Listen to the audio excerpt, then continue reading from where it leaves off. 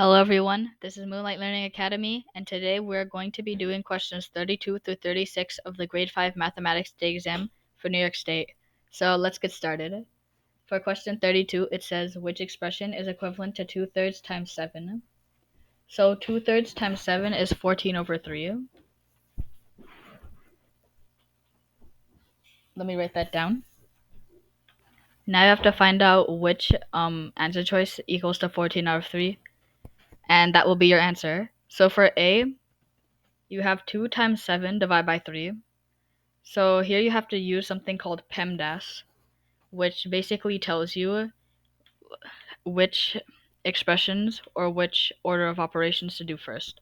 So PEMDAS, P is parentheses, E is exponents, M is multiplication, D is division, A is add, and S is subtract. For multiplication and division and for addition and subtraction, you have to do the ones that come first. So division could be in front of multiplication. You would have to do that first, even though division comes after multiplication in the PEMDAS acronym. So for A, you have 2 times 7. Multiplication comes first, so you have 14.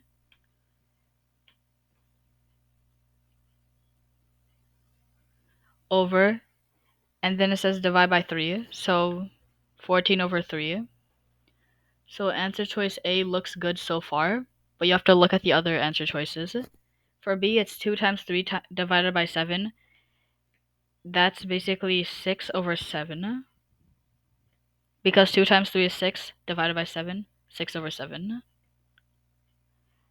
And that is not equal to 14 out of 3. For C, it says 7 times 3 divided by 2. You do 7 times 3 first, since it comes first. Like the multiplication comes first before the division.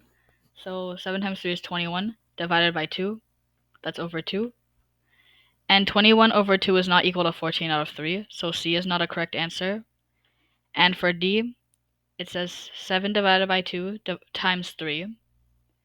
So you do division first. 7 divided by 2, that's basically 7 over 2 times 3. That's equal to 21 over 6. Over 2.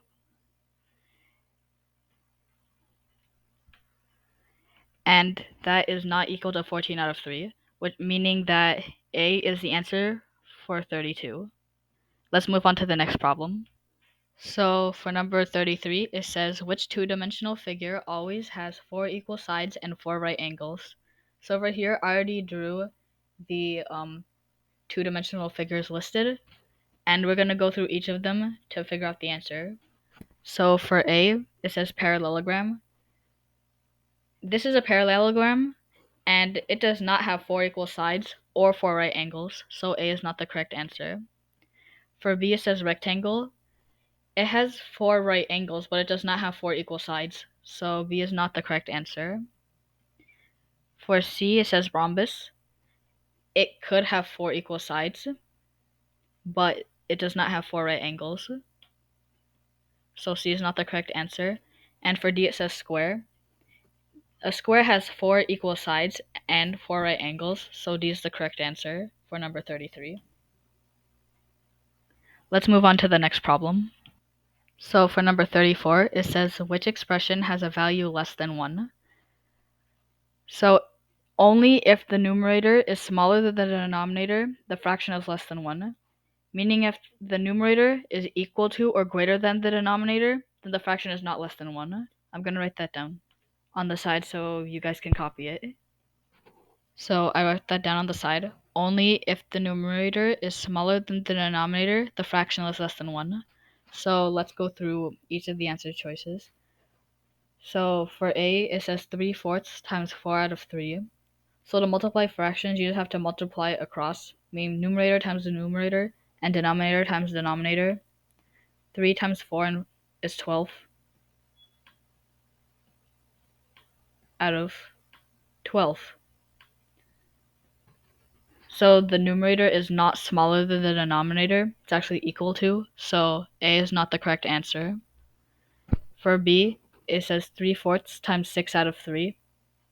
That would give you 18 out of 12.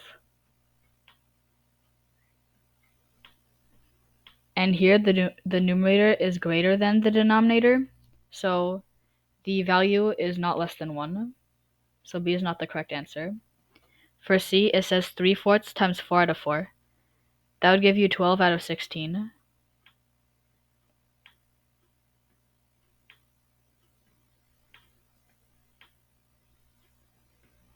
So the numerator is smaller than the denominator, so the value is less than 1. But let's go through the last one to make sure that our answer choice, C, is correct.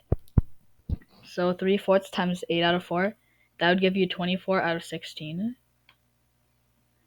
And 24 is greater than 16, meaning the numerator is greater than the denominator, so the value is not less than 1, meaning C is the correct answer for question 34. Let's move on to the next problem. For question 35, it says which fraction has the same value as 0.28. So let's go through all of the answer choices. A says 28 over 1, which is equal to 28. And 28 is not equal to 0.28, so A is not the correct answer. For B, it says 28 over 10, which means 28 divided by 10. And to figure out the value of this, you basically have to put 28, and then you have to move the decimal place the same number of zeros as the second number you're dividing by. So 10 has 1 0, so you move the decimal place 1 point to the left, and that gives you 2.8. And 2.8 is not equal to 0.28, so B is not a correct answer. For C, it says 28 out of 100, which is equal to 0.28 if you use the method above, 2 zeros in the second number. So you move the decimal place 2 points to the left, that gives you 0.28. So C is a potential correct answer. But let's go over D just to make sure C is correct. So D says 28 out of 1,000. So you just use the same process you used before. 1,000 has 3 zeros, so you move the decimal point 3 places to the left, and that gives you 0.028, which is not equal to 0.28. So D is not the correct answer, meaning C is the correct answer for question 25. Let's move on to the next problem. So for question 36, it says, Mr. Davis buys 4 pizzas for a family dinner. He cuts each pizza into sixths. How many pieces of pizza does Mr. Davis have for the family dinner? So here you have to use division, and that would be 4 divided by 1/6. Because you're dividing 4 pizzas, and you're trying to find out how many pieces there would be if each pizza is cut into sixths. So for these kinds of problems, you have to do something called keep, change, flip, or KCF. So you keep the first number, you change the division sign to a multiplication sign, and you flip the numerator. So 1 out of 6, you would make that 6 out of 1. And then you solve. So 4 times 6 out of 1, that's equal to 24.